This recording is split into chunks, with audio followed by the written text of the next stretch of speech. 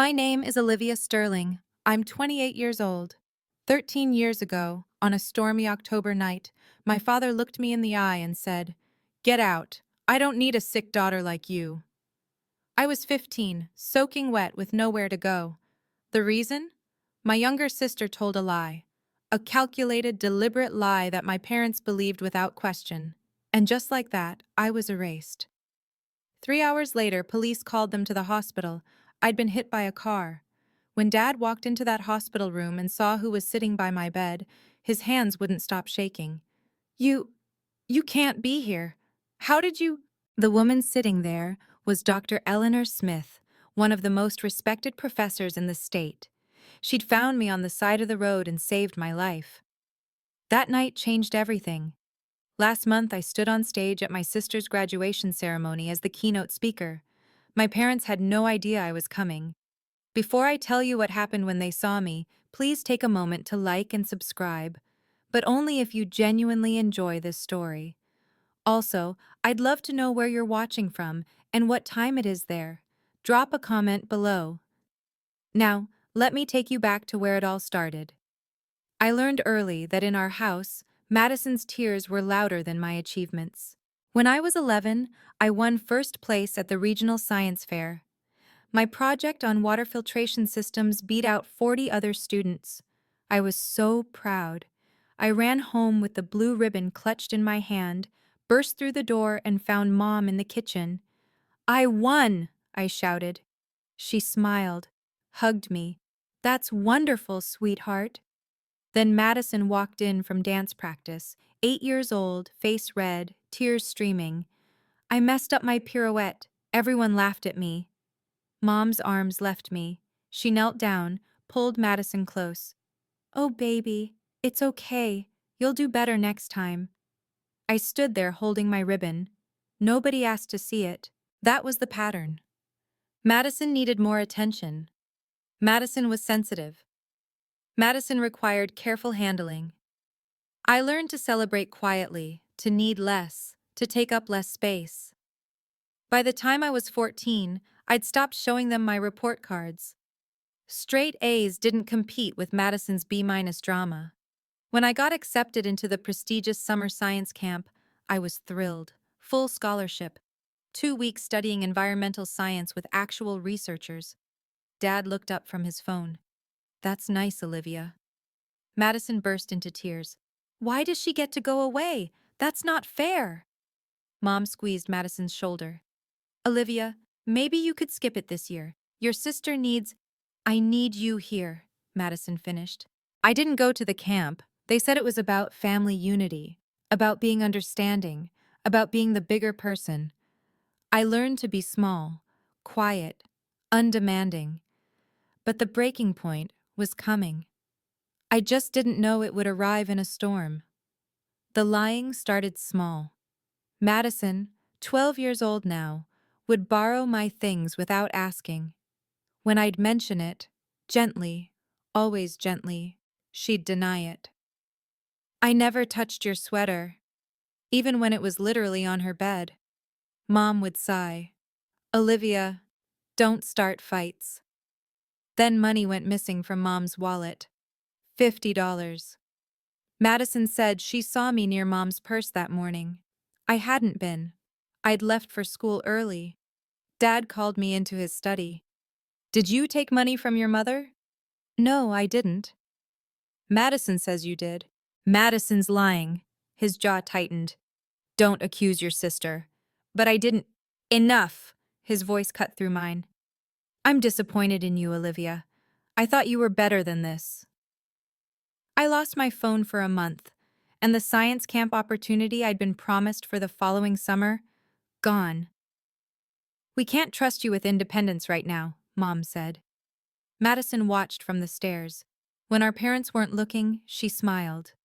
That stolen $50 was just a test run. Madison was learning she could get away with anything. The pattern escalated.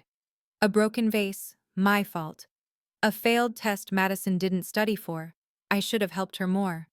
A rumor at school about Madison cheating on a quiz. I must have started. I stopped defending myself. What was the point? They believed her tears over my truth every single time. By 15, I felt like a ghost in my own house. Present but invisible. There unless they needed someone to blame. I started spending more time at the library, at school, anywhere but home. I told myself I just needed to survive until college. 2 more years. I could make it 2 more years. I was wrong. October. Junior year. Everything felt heavy that week. There was a boy at school named Jake. He was in my AP chemistry class. Nice guy. Terrible at balancing equations. He'd asked me for help a few times, and I'd stayed after class to explain stoichiometry. That was it.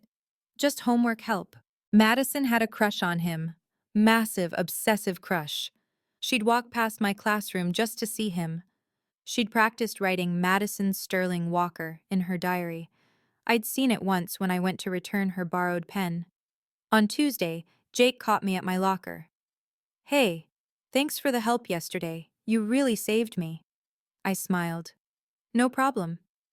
Maybe we could study together sometime? For the midterm?" "Sure. Library works." "Cool." He walked away.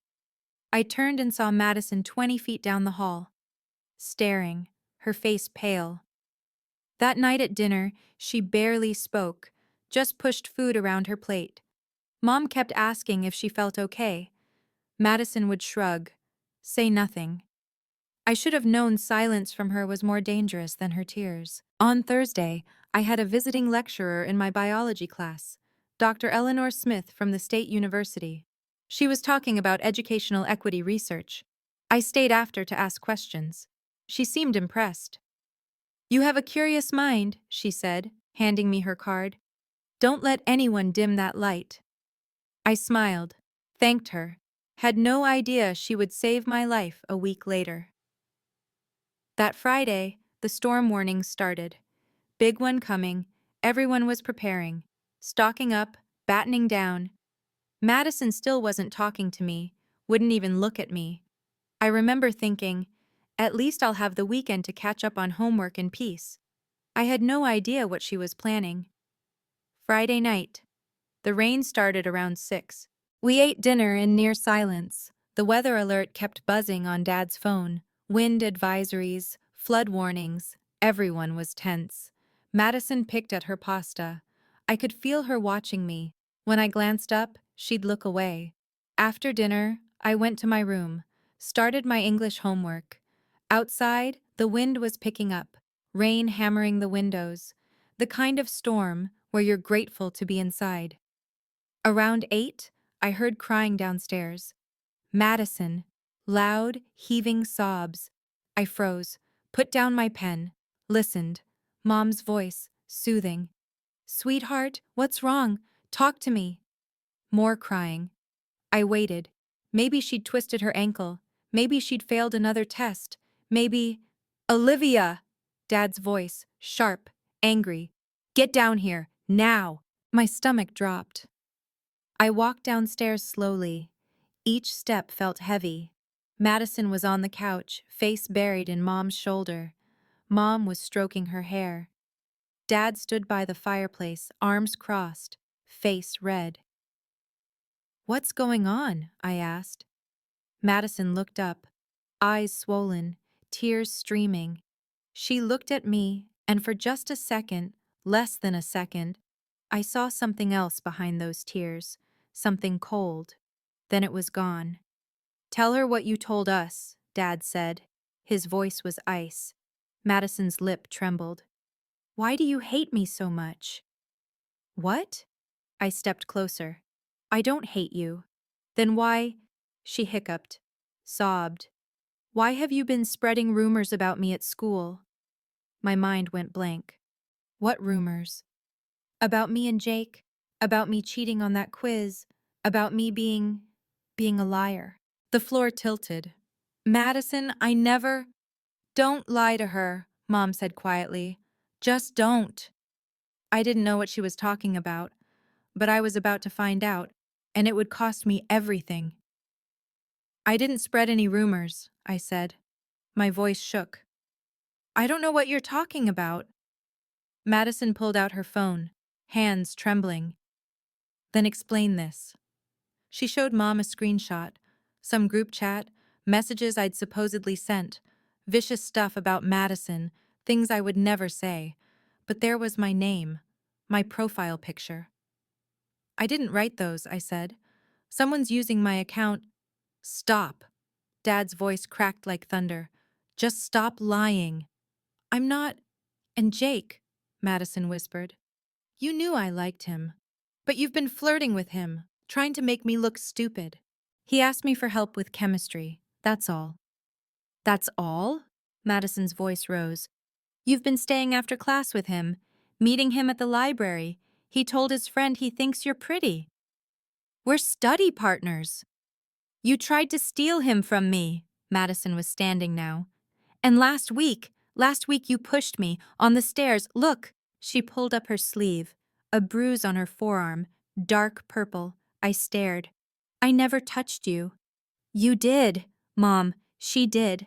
I didn't want to say anything because I thought maybe she was just stressed, but Mom stood up, moved between us. Olivia, this is serious. If you hurt your sister, I didn't. Then how did she get that bruise? Dad demanded. I don't know. Maybe she did it herself. The words hung in the air. Madison's eyes went wide, fresh tears. You think I'd hurt myself? Just to frame you?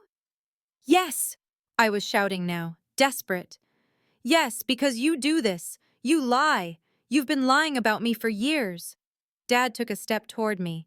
Is this true, Olivia? You've been bullying your sister? Making her life miserable? No. God, no. Please just listen. I've heard enough. Enough! Dad's fist slammed on the mantel. I've heard enough of your excuses. They're not excuses. Please just let me explain. There's nothing to explain. Mom's voice was quiet, disappointed. I thought we raised you better than this. Madison sobbed into her hands, the perfect picture of a victim. I looked at her, really looked at her, and for a moment she looked back. And she wasn't crying anymore. Her eyes were dry, calculating. You're lying, I said, barely a whisper. I'm not, she said, and her voice didn't shake. You are. You made all of this up. Olivia, Mom started. She's lying. I turned to Dad. Please, you have to believe me. I would never hurt her. I would never spread rumors. She's doing this because she's jealous, because Jake doesn't like her, because... That's it. Dad's voice went cold, flat. I don't want to hear another word from you. You're sick. Something's wrong with you. The word hit like a slap. Sick. I'm not... You need help. Professional help. But right now... He pointed to the door. Right now, I need you out of my sight. The rain was pounding outside. Thunder shook the windows. Dad, it's storming. I don't care. Where am I supposed to go? That's not my problem. His face twisted. Get out. I don't need a sick daughter like you in this house. The words carved into me. Sick daughter, like I was diseased, broken, wrong. I looked at Mom, begging silently. Say something. Stop him. Tell him this is insane. She turned away, kept her arm around Madison. I grabbed my jacket from the hook. My hands were shaking so hard I could barely zip it. The door slammed behind me. Through the window, I could see Madison watching me leave. She wasn't crying anymore.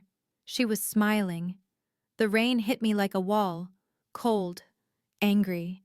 Within seconds, I was soaked through. I stood on the porch for a moment, waiting. Maybe Dad would come after me, apologize, say he'd overreacted. The door stayed closed. I started walking. Nowhere to go, just away. Away from that house, away from Madison's lies, away from parents who believed I was sick. My phone buzzed. Low battery, 8%. I pulled it out, tried calling my friend Sarah. No answer. Jessica, straight to voicemail. It was Friday night. Everyone was home with their families. Safe, dry, not me. The wind whipped my hair into my face. Rain came down in sheets. I could barely see 10 feet ahead. Cars drove past, spraying water from puddles. No one stopped. I headed toward the library. Maybe I could wait out the storm there. It was closed. Dark windows, locked doors. The bus station was 2 miles away. If I could make it there, I could sit inside, stay warm, figure out what to do. I walked. Every step was heavy. My shoes were soaked through, water squelching with each footfall. My jacket clung to my skin. I was so cold my teeth chattered. Thunder cracked overhead. Lightning split the sky. I thought about turning back, knocking on the door, begging to come home.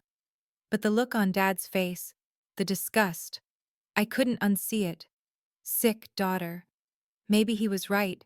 Maybe something was wrong with me. Why else would my own family choose Madison over me every single time? The bus station was still a mile away. The rain got heavier, the wind stronger. I didn't see the headlights until it was almost too late. I was crossing at an intersection. The light was green, I'm sure it was green, but the rain was coming down so hard and the wind was howling and I couldn't see clearly. The car came out of nowhere. Headlights, bright and blinding, a horn blaring, brakes screeching. I tried to jump back, wasn't fast enough. The impact threw me sideways. I felt my body hit the hood. Then the pavement, hard. My head cracked against the asphalt. Pain exploded through my skull, white-hot and all-consuming. I couldn't move, couldn't breathe. Rain poured into my mouth, my eyes. Everything was sideways. Wrong. I heard a car door slam. Footsteps running. Splashing through water. Oh my God. Oh my God. A woman's voice. Panicked. Sweetheart, can you hear me? I tried to answer. Nothing came out. Don't move. Just stay still. I'm calling 911. Her hands were on my shoulder, gentle. Stay with me, okay? What's your name? I blinked, tried to focus. Her face was blurry, dark hair, rain streaming down her cheeks. She looked familiar. Had I seen her before? My parents, I managed. My voice was barely a whisper. Your parents. Okay. What's their number? I'll call them. They don't. I coughed, tasted blood. They don't want me. Her face changed. What? They kicked me out. The words felt heavy. Said I'm sick. Don't want me anymore. She stared at me. Rain pouring down between us. I saw something shift in her expression.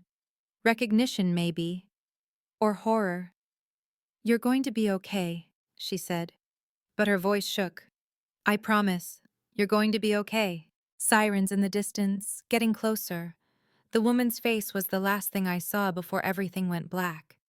I don't remember the ambulance. Don't remember arriving at the hospital. My first clear memory is sound. Beeping machines, fluorescent lights buzzing, the smell of antiseptic. And a voice. The woman from the accident. She has a severe concussion, possible internal bleeding. You need to keep her for observation.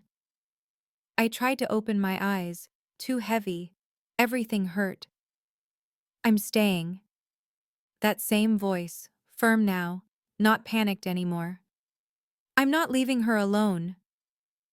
Ma'am, are you family? I'm the one who hit her with my car. I'm staying until her parents arrive. Time passed. I drifted in and out. Voices came and went. At some point I heard new voices, familiar ones. We're Olivia Sterling's parents. Dad. He sounded strained. Mr. and Mrs. Sterling. The woman's voice again, cold now, professional. I'm Dr. Eleanor Smith. A pause, recognition clicking. You're a professor at the State University, Mom said. I am. Dean of Graduate Studies, actually. Her tone could cut glass. I'm the one who hit your daughter with my car tonight. It was an accident, Dad said quickly. We don't blame. She ran across the road in the middle of a storm. She was soaking wet. Alone. At night. Dr. Smith's voice rose. She was 15 years old. Why was she out there? Silence. Mr. Sterling? I asked you a question. There was, we had a family situation, a discipline issue. A discipline issue.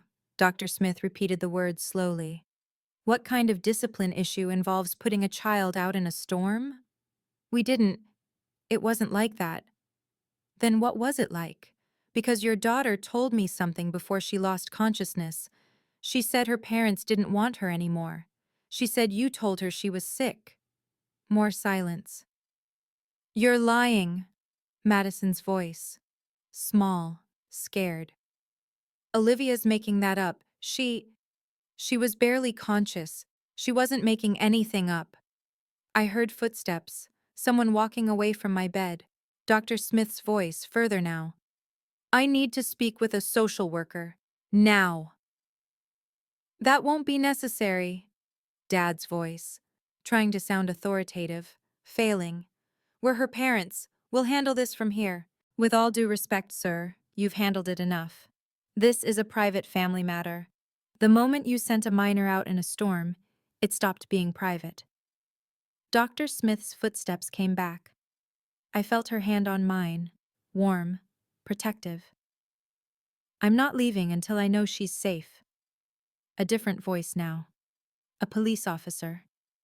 Mr. Sterling, we need to ask some questions. We haven't done anything wrong, Mom said, but her voice was shaking. Your daughter was hit by a car at 11 p.m. in a major storm. She's 15 years old. We need to understand why she wasn't home. I tried to open my eyes, managed to flutter them. Everything was blurry, shapes moving. I saw Dad's silhouette, Madison behind him. Dr. Smith noticed. She's waking up, everyone out now. She's our daughter, Dad started. And I'm the doctor in this room. Out. Footsteps, voices fading. The door closed. I felt Dr. Smith lean closer. Her hand squeezed mine gently.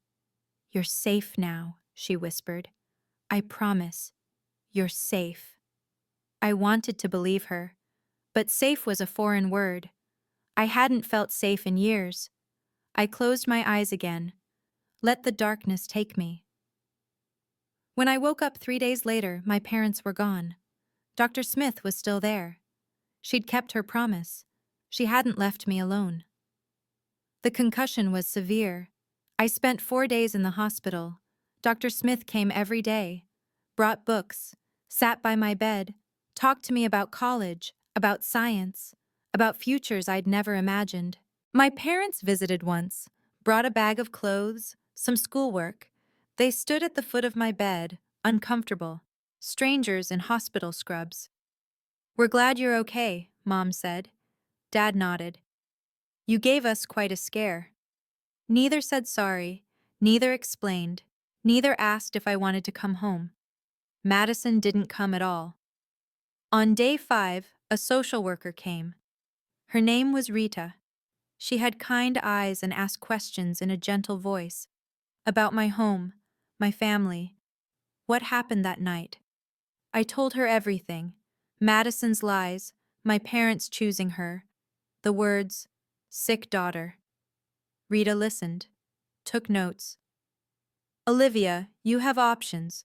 You don't have to go back. Where else would I go? Dr. Smith knocked on the door, stepped in. She could stay with me. I stared at her. What? Foster placement, temporary until we figure out something permanent, if you want. She looked at Rita. I've already started the paperwork. Why would you do that? My voice cracked. You don't even know me. Dr. Smith sat on the edge of my bed.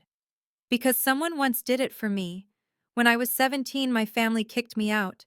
A teacher took me in, changed my life. She touched my hand. You're brilliant, Olivia. You have potential most kids never dream of. Don't let anyone tell you you're sick. Don't let anyone dim that light. I started crying. Couldn't help it. I'll understand if you want to go home, Dr. Smith said softly.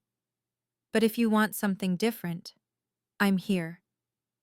I made my decision in that hospital room. I chose different. 6 months later, I was a different person. Same name, different life. Dr. Smith's house was quiet, organized, full of books and plants and soft classical music. She gave me the guest room, said I could decorate however I wanted. I transferred schools, started fresh. No one knew about Madison, about my parents, about being the sick daughter. I was just Olivia, smart, focused, finally free to breathe. Dr. Smith, Eleanor, she insisted I call her, exposed me to a world I'd never seen. University lectures, research symposiums, dinners with professors discussing policy and equity and change. Education is freedom, she'd say. Knowledge is power. No one can take that from you. I threw myself into school. Straight A's weren't just grades anymore. They were proof. Proof I wasn't sick, wasn't broken, wasn't wrong. Eleanor taught me about grant writing, about scholarships, about systems that help kids like me, kids from difficult situations, kids who need a second chance. You're going to do something important someday, she told me once. We were having dinner. Pasta and salad. Normal. Safe. I can see it. I thought about my old family sometimes. Wondered if Madison ever told them the truth. If Dad ever regretted those words. If Mom ever stood up for me. But mostly, I didn't think about them at all. I heard things through mutual friends. Madison was doing fine. Still the golden child. Still the center of attention. My parents had removed all my photos from the house, like I'd never existed. Good, I thought. Let them erase me. I'm building something better. By my senior year, I had a plan. College, major in education policy, build something that would help kids who fall through the cracks, kids whose families fail them. I was going to turn my pain into purpose. College was a blur of study sessions and late nights and slowly learning to trust again. I got a full scholarship to a prestigious university. Eleanor's recommendation letter was glowing. I majored in education policy and social justice, minored in psychology. I wanted to understand systems, why some kids got help and others fell through cracks wide enough to swallow them whole. Summers, I interned at nonprofits, grant writing organizations, youth advocacy groups. I learned how money moved, how programs started, how to turn empathy into action. I graduated summa cum laude. Eleanor cried at my ceremony. "I'm so proud of you," she whispered. "So incredibly proud." I got hired immediately as a research coordinator at a university education department. Eleanor's university, actually. Different building, professional distance, but still connected. At 25, I had an idea, a scholarship program for students from difficult family situations. Kids who'd been kicked out, abused, neglected. Kids who needed a second chance. I called it the Second Chances Scholarship. Original, I know, but clear. Eleanor helped me write the grant proposals. We secured funding from 3 organizations, launched the program at 1 university as a pilot, then 2 universities, then 5. By the time I was 27, we'd awarded over $200,000 in scholarships, helped 47 students stay in school, stay alive, stay hopeful. Media started paying attention. Local newspapers, education journals. I gave interviews, spoke at conferences, always told my story, vaguely. A 15-year-old girl who was told she didn't belong. Never named names. One day, my colleague David Brooks knocked on my office door. "Olivia, you're being considered for keynote speaker at a graduation ceremony." "Which university?" "Riverside State University." My stomach dropped.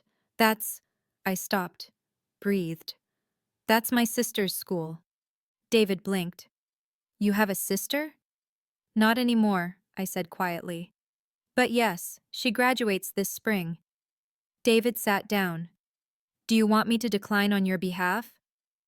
I stared at my desk, my hands, the scholarship applications stacked in neat piles, 47 students, 47 second chances.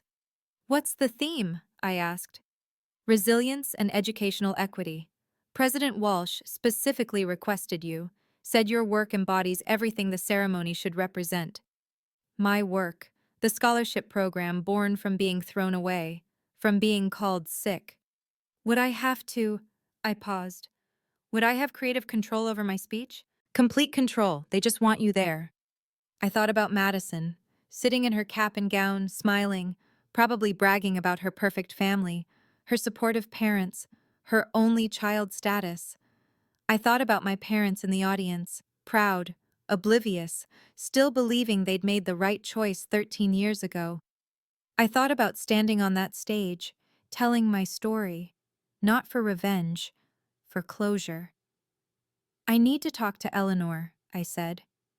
That night, over dinner, I laid it out. They have no idea I exist in this capacity, no idea I built this. They probably think I'm dead or homeless or… I stopped. I don't know what they think. Eleanor set down her fork. What do you want to happen? I want to close the chapter properly, not with anger, with truth. And if they're hurt? They hurt me first. I met her eyes. I'm not doing this for revenge. I'm doing this because my story matters. Because showing them who I became despite them, that's not vindictive. That's honest. Eleanor reached across the table, squeezed my hand. Then do it. On your terms, with your head held high. Show them who you are now. I called David the next morning. Tell President Walsh I accept. I didn't see Madison in person, but I heard things, saw things. Social media makes ghosts visible. She posted constantly. Her senior year was documented in filtered photos and carefully curated captions, brunches with friends, study sessions that looked more like photo shoots, the perfect college experience. Can't believe I'm graduating in 2 months, one caption read. So grateful for my parents who supported me every step of the way. Hatch blessed # family first. The comments poured in. You're amazing. So proud of you. Your parents raised you right. I scrolled through her profile once. Just once. Morbid curiosity. There were no photos of me, no mentions of a sister. In her digital universe, I'd never existed. One post caught my attention. Madison at dinner with our parents. Big smiles. Wine glasses raised. Celebrating my graduation with the 2 best people in the world. Love you, Mom and Dad. Dad looked older, gray at the temples. Mom looked tired, but they looked happy, proud. I closed the app. Through old acquaintances, people I'd known before the storm, I heard Madison was excited about graduation. Big ceremony. All her friends would be there. Her parents were throwing a party afterward. The keynote speaker is supposed to be really good, one friend posted in a group chat I was still accidentally part of. Some researcher who started a scholarship program. Should be inspiring. Madison had replied, Ugh, those speeches are always so boring, but whatever, it's my day. I smiled at that, took a screenshot, saved it. Not for revenge, just for proof that she had no idea, no clue what was about to happen. I wondered if she'd recognize me. 13 years was a long time. I'd changed, grown up, become someone else entirely. Guess we'd find out. I wrote my speech over 2 weeks, drafted, revised, cut, added, read it aloud to Eleanor a dozen times. Don't mention names, Eleanor advised. Tell the story, let people connect the dots themselves. The speech opened with statistics, educational inequity, students who fall through systemic cracks. Then it shifted personal. At 15, I was told I didn't belong, that something was wrong with me, that I was too broken to keep.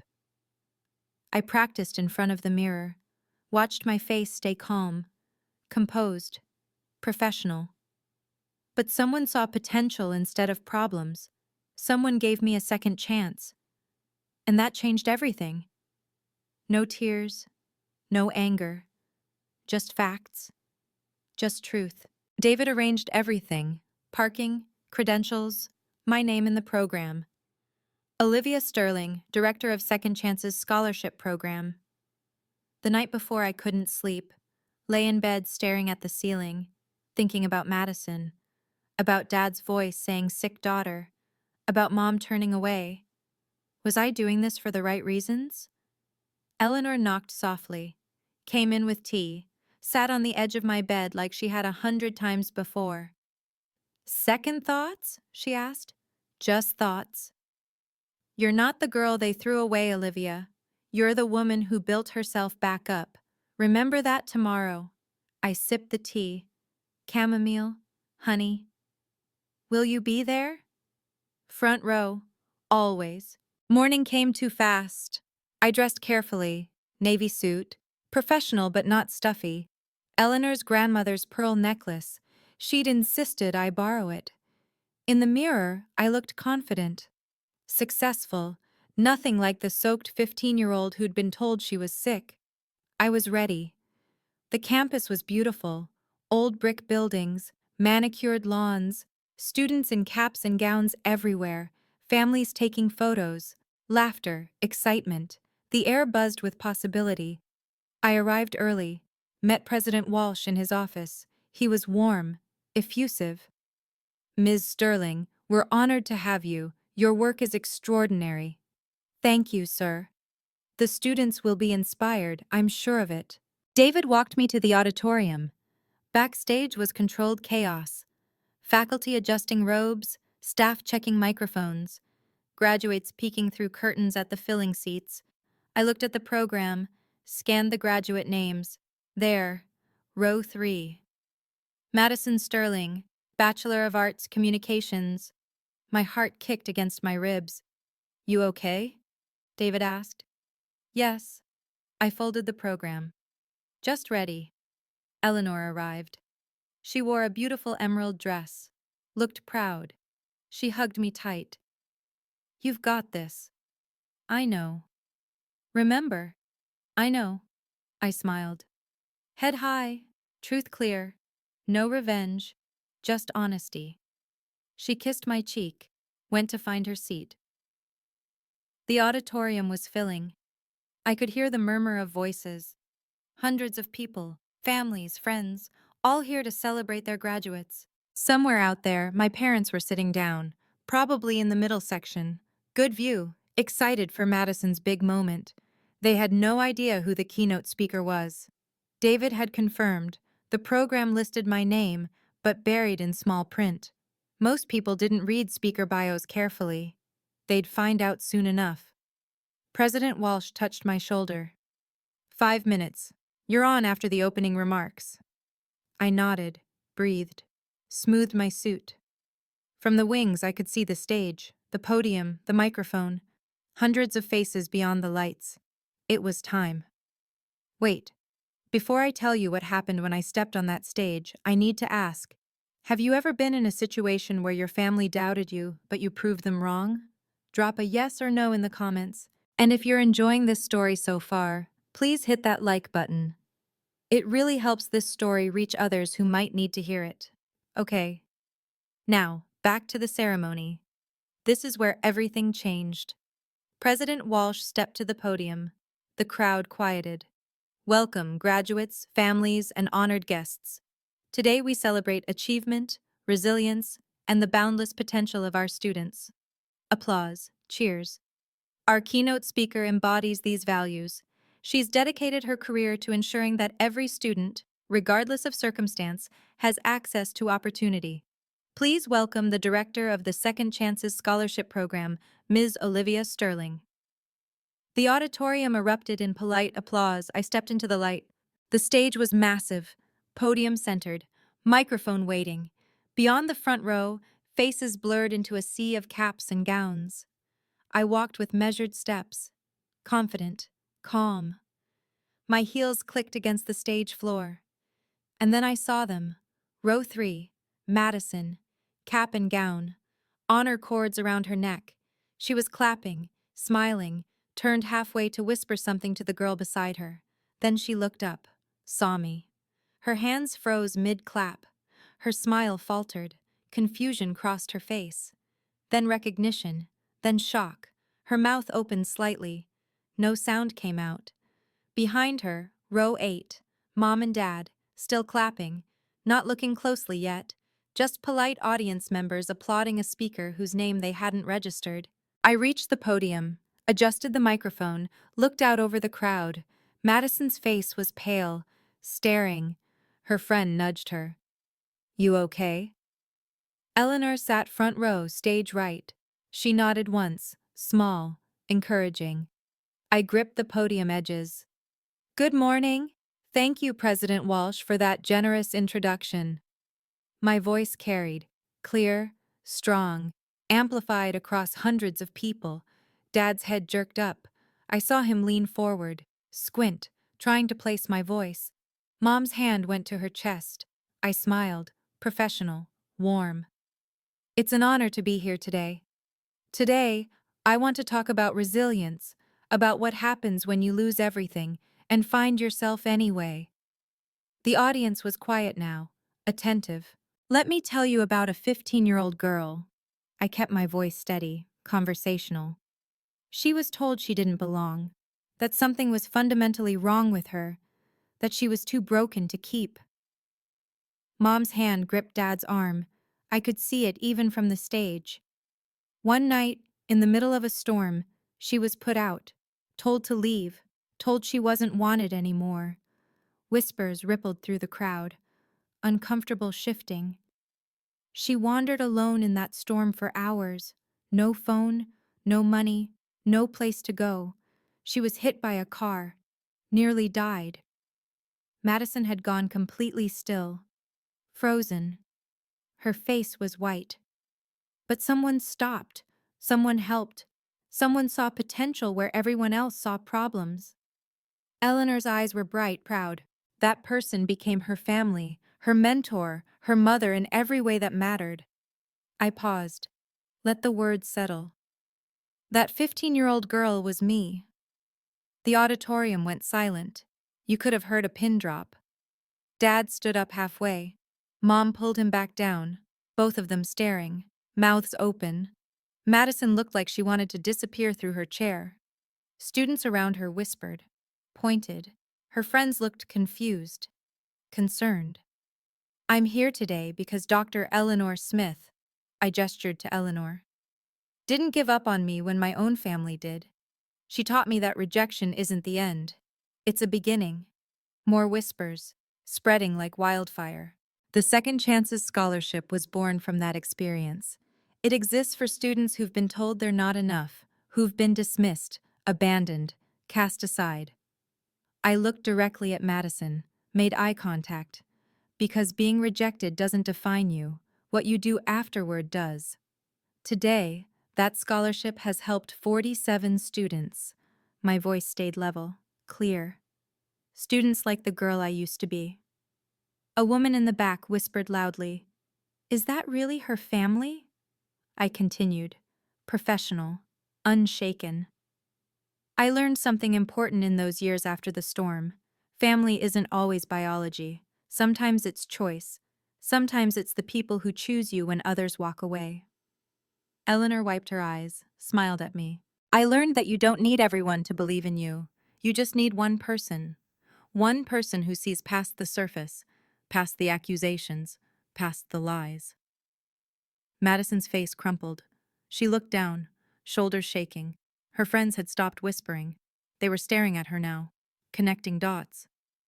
"And I learned," I gripped the podium, "that success isn't about proving people wrong. It's about building something meaningful despite them." Dad's hands were trembling. He looked like he wanted to run, leave, escape. Mom was crying silently, mascara running. So to the graduating class of Riverside State University, I leave you with this. Your worth is not determined by who stays. It's determined by how you grow after they leave. I paused. Let that land. You will face rejection, disappointment, people who underestimate you. That's guaranteed. I looked across the sea of graduates, young faces, hopeful. But you get to decide what happens next. You get to choose who you become. Standing ovation. Slowly at first, then building. Students standing. faculty, families, not everyone. Dad stayed seated, pale, hands over his face. Mom stood mechanically, clapping weakly, tears streaming. Madison didn't move, sat frozen, staring at her lap. I stepped back from the podium. President Walsh was beaming. "Thank you, Ms. Sterling. That was powerful." I walked off stage, back into the wings, and I breathed. The ceremony continued. President Walsh returned to the podium, started calling names. I stayed backstage, watched through the gap in the curtains. The energy had shifted. Students walked across stage to receive diplomas, but the applause was distracted, uneven. People were still processing my speech, talking, pointing, checking their phones. Madison Sterling, Bachelor of Arts, Communications. Madison stood, walked to the stage. Her smile was tight, forced. Her hands shook as she accepted the diploma. The applause was thin, scattered. Some people clapped enthusiastically, her close friends probably, but others didn't clap at all, just watched, whispered. She walked off stage quickly, disappeared into the crowd of graduates.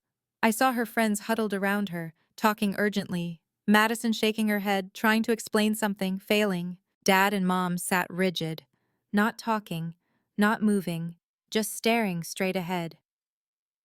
After all the names were called, President Walsh closed the ceremony. "Congratulations to the class of 2026. Caps flew. Cheers erupted. Families rushed forward. I slipped out a side door, met Eleanor in the reception area outside the auditorium. "You did it," she said, hugged me tight. "I did." "How do you feel?" I thought about it. "Free?" David appeared. "Olivia, that was... wow." He looked flustered. "I had no idea. Your family? Are you okay?" "I'm fine. They're asking to see you." "Who?" "Your parents. They're at the side entrance. They want to talk."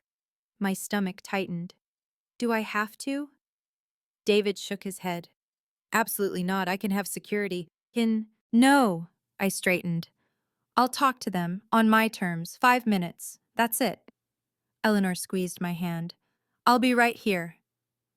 I walked toward the side entrance, toward the family I'd left behind 13 years ago. They stood by a pillar.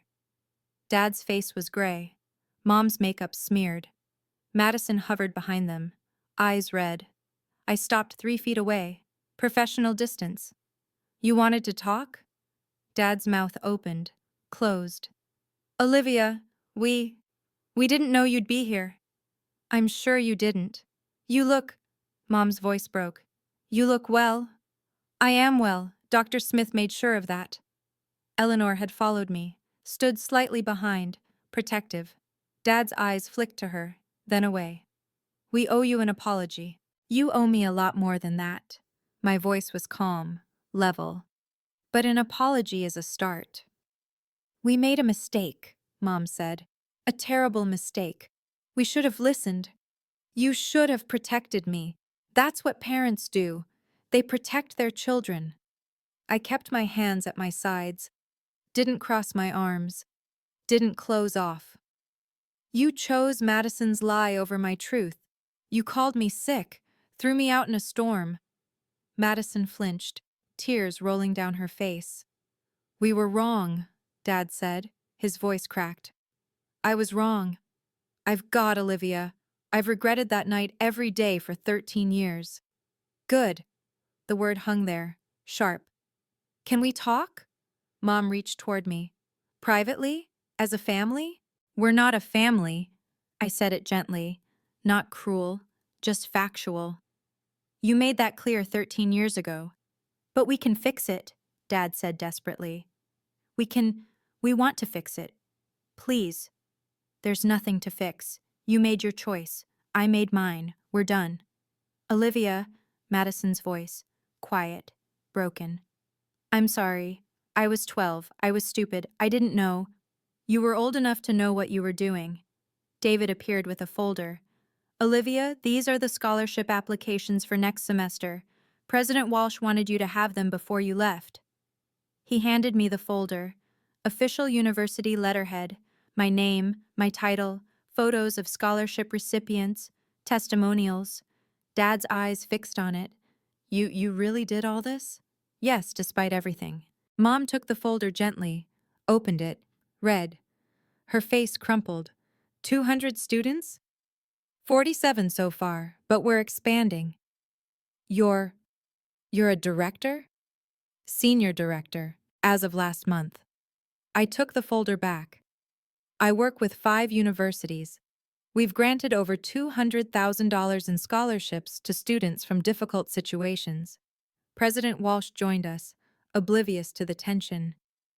Ms. Sterling, that was the best keynote we've had in years. The students are still talking about it. Thank you, President Walsh. He turned to my parents. Are you Olivia's family? You must be so proud. Silence. They are, Eleanor said smoothly. Aren't you, Mr. Sterling? Dad's jaw worked. Yes, very proud. President Walsh beamed. Ms. Sterling is one of our most valued partners. Her program has changed lives, literally saved some of these kids. He shook my hand, walked away. Dad stared at me, really looked. We had no idea. You never asked. I kept my voice soft, not angry, just tired. You erased me, pretended I never existed. Why would you know? I tried to find you, Mom whispered. After the hospital, you disappeared. I changed my name legally, made it harder. I met her eyes. I needed you to not find me. I needed space to heal. Did you? Dad asked. Heal? Yes, no thanks to you. Madison's friends approached. 3 of them, looking uncomfortable. Madison? One girl touched her arm. Is that true? Is she really your sister? Madison nodded, couldn't speak. You said you were an only child. I know, You told everyone your sister died. Another friend's voice was cold. Last year, you said she died in a car accident when you were 12. My eyebrows rose. You told them I was dead? Madison's face flushed. I didn't. It was easier than explaining. Explaining what? The first friend demanded. That your family kicked her out? That you lied about her? It wasn't like that. Then what was it like? The third friend looked at me. I'm sorry. I'm so sorry this happened to you. Thank you, I said quietly. They walked away. Madison stood there, alone, watching them leave. Madison, Mom started. Don't. Madison's voice was sharp. Just don't. She looked at me, really looked. I wanted to tell them, so many times. I wanted to tell everyone the truth, but I was scared. Scared of what? That they'd hate me. That everyone would hate me. She wiped her eyes. They were right to. I deserve it. Madison. I stepped closer. I don't hate you. I forgive you. For my own peace, not yours. But I don't want a relationship.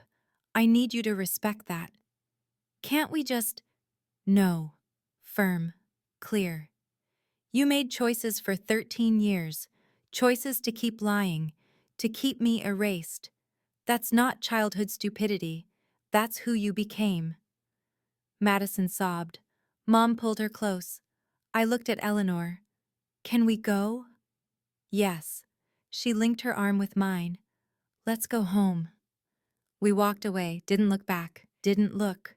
Behind us, I heard Madison crying, heard Dad saying my name, weak, desperate.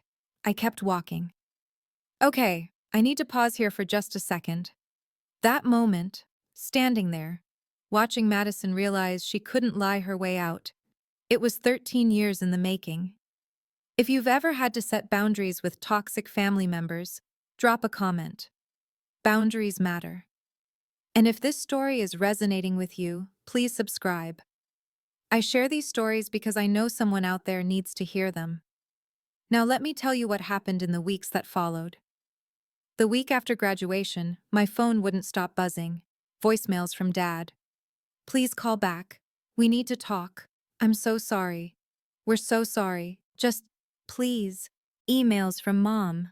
Long, rambling, full of apologies and excuses. We were under so much stress.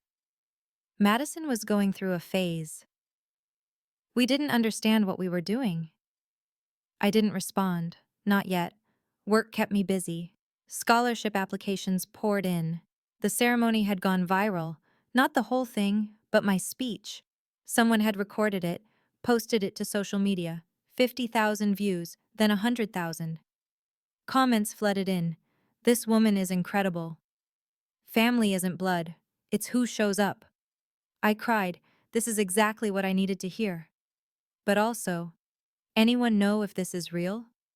What university was this? Need to know what happened to the sister. I ignored them, focused on work. Then an email came from one of Madison's former friends. Subject line, "You deserve to know." Inside, screenshots, group chats.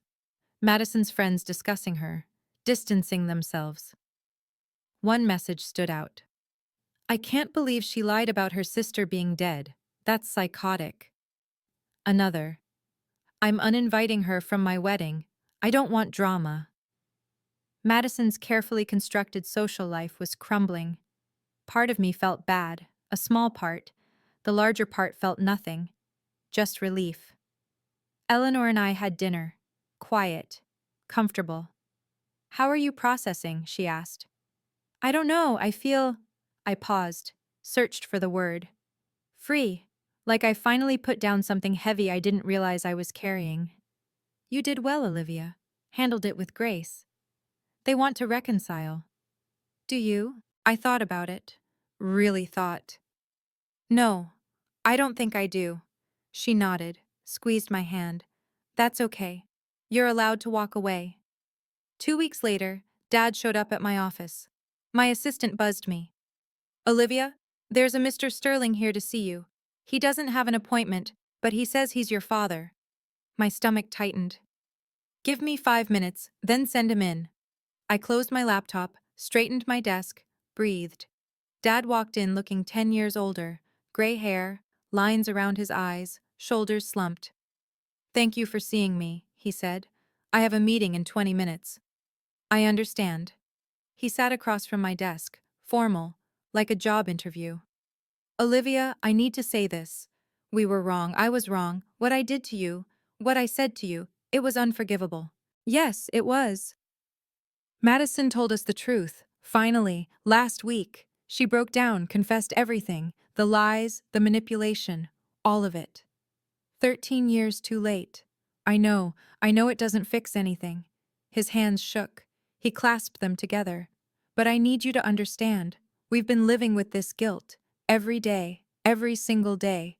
We look at that empty room, the photos we took down, and we know we destroyed something we can never get back." "You're right. You can't. Can you forgive us?" I leaned back, considered. "Forgiveness isn't the issue, Dad. Trust is, and that's broken, shattered. You believed Madison's lies over my truth. You called me sick. You threw me out in a storm. I know. You don't know." My voice stayed calm, quiet. "You don't know what it's like to be 15 and homeless in a storm. To be told by your own father that you're too broken to love. You'll never know." Tears rolled down his face. "What can I do? Tell me what I can do." "Nothing. There's nothing you can do. It's too late." 3 days later, an email arrived. Subject: "I'm sorry." From Madison.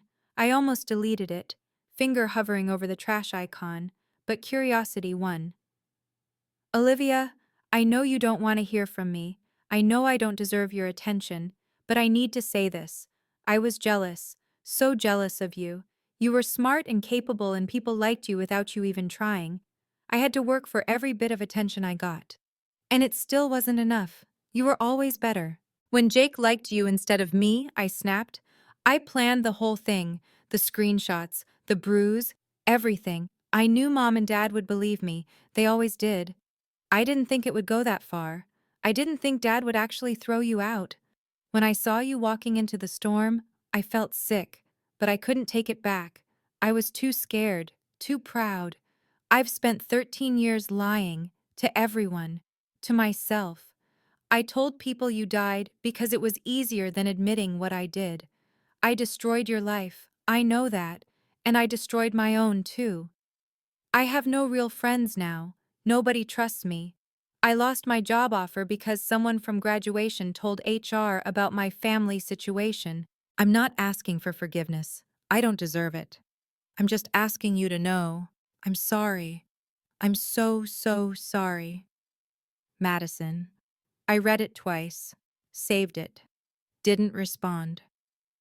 4 days later, she sent another. Then another. Each one more desperate. More broken. After the fifth email, I replied. Short. Final. Madison, I accept that you were young, but you had 13 years to correct it. You chose to keep me erased. I forgive you for my own peace, but I don't want contact. Please respect that. She stopped emailing. My speech went more viral than I'd expected. A local news station reached out, wanted to interview me about the scholarship program. I agreed, but only if we focused on the students, not my personal story. The segment aired. Local researchers' Second Chances program helps students in crisis.